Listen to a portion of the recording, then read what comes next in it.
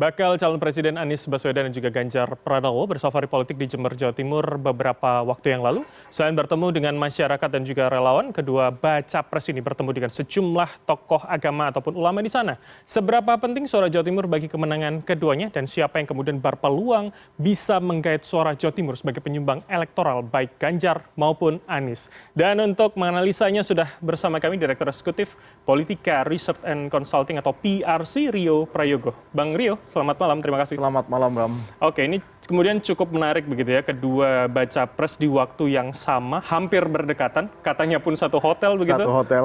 Jawa Timur. Artinya seberapa kemudian berpotensial dan bisa menutup celah kebutuhan dua orang itu? Baik, pertama memang ini unik ya, harus diakui ini unik karena dalam waktu yang bersamaan mereka ada di satu tempat kabupaten yang sama, bahkan satu hotel yang bersama. Nah, kalau pertanyaannya seberapa penting Jawa Timur buat mereka, tentu sangat penting. Ingat tahun 2014-2019, Prabowo Subianto tidak pernah menang di Jawa Timur dan dia akhirnya kalah dalam 2 kali pilpres itu. Dan hari ini Jawa Timur kalau kita bilang akan menjadi, ya seperti kata Bram, akan menjadi battleground untuk tidak hanya 2 orang ini sebenarnya, tapi juga untuk 3 orang, baik itu Ganjar Pranowo, Prabowo Subianto maupun Anies Baswedan. Tidak ada yang spesifik, misalkan ketiga ini punya masa yang kuat, baik secara personal maupun pendukung parpol di belakangnya. Kalau kita elaborasi, tentu Jawa Timur ada daerah spesifik, ya, ada Matraman di situ. Daerah Matraman ini wilayah Jawa Timur, kabupaten yang di bagian selatan. Itu biasanya didominasi oleh Partai Demokrasi Indonesia Perjuangan atau PDIP. Betul. Tanpa berkampanye, saya yakin Ganjar di situ sudah sangat kuat karena memang baseline dari Ganjar ini banyakkan adalah mereka pendukung-pendukung PDIP. Sementara ada telatah lainnya yakni Madura dan Pendalungan yang didominasi oleh wilayah kultural NU, ya di mana di situ banyak pondok pesantren, Bam, sehingga sphere of influence-nya terhadap pilihan politik masyarakat itu cukup kuat. Nah, itu didominasi oleh Prabowo Subianto dan Anies Baswedan. Kecondongannya ke sana berarti ya? Condongannya itu yang ke sana. disebut tapal kuda begitu Itu ya? tapal kuda atau Pendalungan. Oke. Pulau Madura sendiri dan ada satu lagi telatah namanya Are, yakni wilayah kampung halaman dirimu ya, di Sidoarjo, Gresik, Surabaya, dan Malang. Nah, ini kan biasanya kemudian PDIP, kalau kemudian kita lihat kulturalnya Surabaya, kemudian daerah-daerah utara begitu. Nah, akankah kemudian dengan, anggaplah kita bagi 3 tadi, berarti kan ada 2 yang kemudian lebih condong ke arah PDIP. Apakah kemudian ini akan menentukan atau cenderung kemudian menguntungkan Ganjar begitu? Nyatanya hari ini harus diakui dalam survei PRC yang kami lakukan, itu Ganjar mengungguli 2 pasangan lainnya. Untuk keseluruhan Jawa Timur? Keseluruhan begitu ya? Jawa Timur. Oke, sambil bisa kita lihat nanti monggo dibaca begitu ya. Sudah kami siapkan dalam bentuk grafis rilis terbaru dari PRC bagaimana kemudian kekuatan ketiga bakal capres ini di Jawa Timur. Oke, sambil dijelaskan saja begitu Mas. Bagaimana kemudian keunggulannya di mana? Apakah itu kemudian dominan begitu? Ya, pertama Ganjar unggul di wilayah basis-basis PDI Perjuangan, di wilayah Matraman dan sebagian Are, ya, terutama di Surabaya dan di Malang, ya, itu menjadi dominasi dari PDIP. Wali kota, kemudian bupati, rata-rata dimiliki oleh PDIP. Batu pun PDIP. Begitu. Ada 11 kabupaten kota yang dimiliki oleh kader PDIP. Nah, sementara Prabowo itu unggul di wilayah Madura, Tapal Kuda, ya. Dan Anies Baswedan baru bisa, itu datanya 17,6% ada di wilayah Madura dan Tapal Kuda. Belum bisa masuk ke wilayah-wilayah Matraman. Irisan dari Prabowo begitu ya, kemudian? Betul. Oke, mana yang kemudian sangat berpeluang? Kalau kita lihat angkanya kemudian Anies Baswedan cukup kecil, 17, artinya dominan adalah Ganjar dan juga Prabowo. Akankah mungkin bisa merubah peta begitu dengan kultural yang sudah ada paling nggak 2 ini tadi? Ya, peta ini menurut saya masih sangat cair ya. Secara nasional pun demikian, sangat cair. Di Jawa Timur akan menjadi pertarungan 3 kandidat ini. Meskipun Ganjar ini sudah sangat kuat di baseline-nya di wilayah Matraman dan lain-lain gitu ya, tentu harus terus berhati-hati karena bagaimanapun Anies Baswedan dan Prabowo Subianto itu juga sanggup nanti akan mencuri atau memakan atau grab wilayah Ganjar Pranowo. Tapi kalau Ganjar bisa memaksimalkan misalnya wilayah-wilayah Madura, Jember misalnya hari ini yang dimana Ganjar bertemu dengan Anies, itu wilayah Pendalungan, wilayah di mana basisnya adalah Madura tapi juga bagian besar itu juga orang Jawa. Oke. Ya, kalau misalnya Ganjar bisa memainkan peran itu, bisa berkampanye secara efektif di wilayah Pendalungan saja. Kalau di Madura saya sudah bisa prediksi agak berat ya Ganjar Pranowo, tapi di wilayah Tapal Kuda di situ ada NU, ada PDIP juga. Ya kan beriringan begini. Saya contohkan misalnya di Jember itu antara NU, PKB dan PDIP dapat peluang yang hampir sama. Kalau Ganjar bisa memaksimalkan itu, tentu Ganjar akan mudah menang di Jawa Timur. Artinya kemudian Tapal Kuda itu masih 50-50 atau kemudian bisa kita spesifikasikan kandang mana ini? Sangat cair. Tidak ada satupun kandidat yang melampaui 50% ke atas. Di Jatim ya? Di Jawa Timur. Karena kita lihat kemudian hanya 37 dan 34. Betul, ya? masih sangat cair. Ini artinya data ini sangat-sangat cair, Bram. Kita tidak bisa kemudian menyimpulkan bahwa satu di antara mereka ini sudah memenangkan. Pasti memenangkan tidak bisa. Bisa jadi nanti Prabowo menyeruak memenangkan pertarungan. Bahkan di simulasi, saya tidak tahu ditampilkan apa tidak. Ketika di head to head kan antara Prabowo dengan Ganjar Pranowo, Prabowo yang unggul. Seperti itu. Dapat limpahan dari siapa? Ini katamu tadi kan dia mendapatkan limpahan atau irisan dari pemilih Anies Baswedan. Kalau begitu kemudian ketika kita bahas skema misalkan head to head, ini kita bahas lingkup Jawa Timur tentunya. Kemana 17,6? Apakah semuanya akan masuk dalam Prabowo Subianto atau kemudian ada juga irisan Anies yang kemudian ke Ganjar? Kecil sekali kalau irisan Anies ke Ganjar, begitu ya. Dugaan saya, prediksi saya, dan data yang kami miliki memang pemilih Anies Baswedan itu lebih banyak ke Prabowo Subianto. Karena irisannya. Ini nyaris hampir sama dengan irisan secara nasional. Dalam peta secara nasional. Demikian, Bram. Artinya kemudian karena mungkin ada kesamaan background, kesamaan kultur begitu ya. Apalagi kalau kita berkaca 2014, 2019 ini kan Anies seakan-akan memang pecahan dari Prabowo Subianto begitu. Harus diakui Prabowo Subianto itu didukung oleh kelompok-kelompok Islam. Ketika tahun 2014, 2019. Dan residu politik itu masih ada sampai sekarang. Prabowo hanya menghidupkan simpul-simpul massa yang mendukung dia dulu.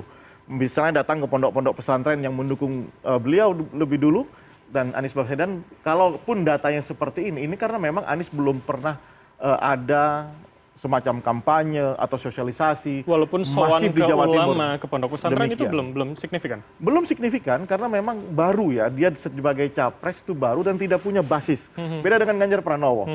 Meskipun Ganjar ini baru sebagai capres, tapi baseline PDIP itu sangat kuat di situ. Pendukung PDIP sangat militan ya, terutama di wilayah Matraman. Itu pembedanya dengan Anies Baswedan. Kalau begitu saya ingin coba kita tidak hanya menganalisa bagaimana karakter calonnya, tapi kemudian juga parpol di belakangnya. Kalau misalkan kemudian kita katakan tadi Tapal Kuda NU-nya kuat, kita afiliasi kepada PKB misalkan hari ini kan kemudian ada di belakang Prabowo Subianto.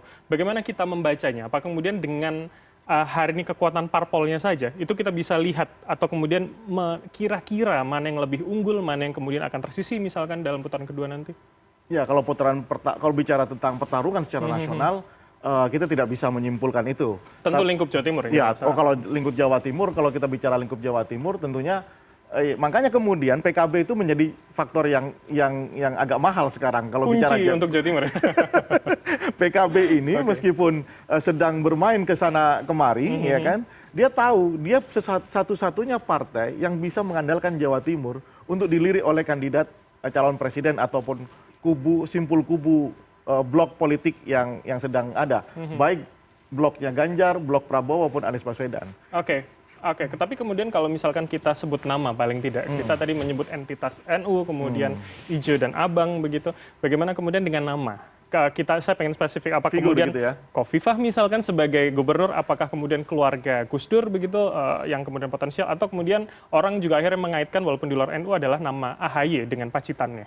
Sebelum aku menjawab ke sana, saya menjawab ke sana, Bram, kita harus pahami bahwa nilai elektabilitas orang dalam penentuan wakil presiden ini itu tidak kemudian bisa sama ketika si A misalnya wakil ini bagus kemudian ditambahkan menjadi capres tertentu, itu kemudian punya efek yang sama. 1 tambah 1 jadi 2. Tidak begitu logikanya. Begitu ya. Bagaimana? Dalam komposisi ini, kenapa kemudian Jawa Timur dianggap penting? Karena disitulah basis NU. Ya, basis NU. Meskipun PDIP juga kuat di situ. Oleh karena itu kemudian muncullah beberapa nama yang dianggap bisa memenuhi kebutuhan elektoral Prabowo Subianto, Anies Baswedan. Ya kan? Maka muncul Kofifah Indar Parawansa di situ. Kemudian Yeni Wahid disebut juga. ya kan? Kemudian juga ada Ketua Umum PKB, Mohaimin Iskandar, Betul. tidak bisa dilepaskan. Atau itu. Mahfud MD yang baru-baru Atau ini. Mahfud MD, bagaimanapun mereka tokoh-tokoh Jawa Timur. Iya. Terakhir Bam menyampaikan tadi ada AHY, ya kan? Orang Pacitan, begitu. Seberapa kemudian potensial? Saya ingin kemudian kita agak sedikit maju sedikit. Mana yang kemudian akan dilirik kemudian? Kan kemudian dengan anggaplah 5 nama tadi yang kita sebutkan, tidak kemudian semuanya bisa merepresentasikan keseluruhan artinya. Menurut saya AHY peluangnya paling kecil untuk dipilih menjadi calon wakil presiden, baik untuk 3 pasangan ini menurut saya. Oke. Kenapa? Karena memang itu tidak merepresentasikan keinginan yang utuh dari mereka bahwa Atau mereka kebutuhan atas suara kultural NU di Jawa Timur. Kira-kira seperti itu. Oke, dengan 4 lainnya? Dengan partai lain contohnya tentunya PKB punya peran yang cukup signifikan karena dia punya partai politik dibanding tokoh-tokoh yang lainnya. Nah, itu keuntungan buat PKB. Meskipun data elektoral Mohaimin Iskandar itu cukup lemah ya dibanding misalnya dengan Kofifa Indar Parawansa. Walaupun Kofifa adalah gubernur, kalau kemudian saya ingin vis a vis dengan Ridwan Kamil kan itu sangat dilirik karena dianggap dia memiliki Jawa Barat begitu potensi suara yang cukup besar. Apakah Kofifa juga akan terlihat semenarik itu? Ya, tentu sampai sekarang Kofifa itu masih menarik. Setidaknya buat 2 capres ya, Anies Baswedan atau Prabowo Subianto.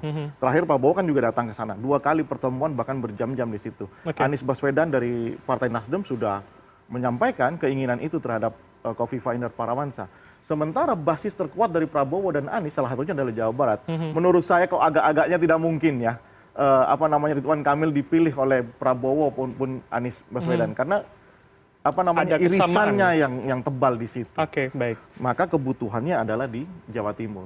Maka benarlah kalau kemudian banyak orang mengatakan pertarungan itu di Jawa Timur. Tidak hanya pertarungan saat Pilpres, tapi pertarungan penentuan wakil presiden itu juga bisa di Jawa Timur. Oke, liganya ada sendiri. Liganya di situ. Oke, saya kembali ke Jawa Timur dan juga nama-nama yang kita sebutkan tadi paling tidak kemudian saya kerucutkan menjadi 4 yang kemudian sangat bisa representasi NU begitu. Siapa cocok dengan siapa? Apakah misalkan anggaplah kita bicara Kofifah, Mahfud MD, Yeni Wahid, Caimin, akan cocok dengan siapa dengan 3 nama tadi? Ya tentu semuanya kalau berpikir ingin melihat Jawa Timur, ya kan? Kalau melihat bahwa ingin menggrab pemilih dari kultural NU, maka yang harus dipilih tentunya adalah ya Kofifah. Dia ketua umum Muslimat, ya kan? Ada 32 juta, ya 20 juta anggota Muslimat, misalnya seperti itu. Tetapi dia tidak punya partai. Ada plus minus menurut saya. Kemudian ada Mohaimin Iskandar, ya mungkin ya ada masalah sedikit, ya. Kemudian elektoralnya juga rendah, ya kan. Tapi dia punya partai. Tapi bisakah kemudian kita agak sedikit pasang-pasang kan, cocok logikan begitu nama siapa dengan siapa capresnya misalkan. Atau Ganjar cocok dengan siapa, Prabowo siapa, Anies? Agak sulit ya, karena memang banyak sekali yang harus kita perhitungkan di situ. Tetapi kalau kita mau mau melihat perkembangannya, buktinya Ganjar kan sudah kuat di Jawa Timur. Agaknya dia tidak tertarik untuk mencari wakil di Jawa Timur. Menurut Anda begitu ya? Ya, karena kemudian ada sodorangan dari Erick Thohir, kemudian ada nama dari Sandiaga Uno dan lain-lain. Itu berarti memang Ganjar sudah merasa firm di Jawa Timur, ya kan? Sementara Prabowo dan Anies dengan ceruk pemilih yang sama, justru mereka yang membutuhkan Jawa Timur, ya kan? Kofifa Indar Parawansa memang menjadi idola hari ini. Tetapi jangan lupa juga di situ ada Mahfud MD dan Mohaimin Iskandar. Mohaimin tidak bisa dikecilkan dalam hari ini. Karena satu lagi yang saya katakan, dia punya partai politik. Ya kan? Misalnya Nasdem dengan PKB saja, itu sudah cukup untuk bertarung. Gitu ya, tiketnya sudah cukup. Misalnya seperti itu.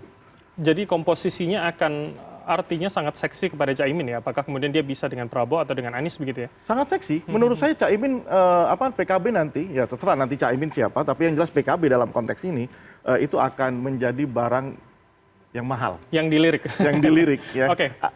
Mas, tadi saya tertarik Anda mengatakan hitung-hitungannya tidak matematis, logikanya tidak 1 tambah 1 adalah 2. Artinya kan kita tidak hanya bisa mencocokkan berapa jumlah kursi DPR per partainya saja. Betul. Tapi bagaimana psikologis dan kultural juga menentukan. Betul. Artinya selain nama Caimin, Kofifah, itu juga akan, misalkan Mahfud MD akan sangat berperan juga di sana. Kalau dianggap butuh terhadap aktor atau figur yang kuat, kencang soal pemberantasan korupsi, atau dengan value moral yang kokoh untuk seorang wakil presiden, maka Mahfud MD akan menjadi pilihan yang strategis.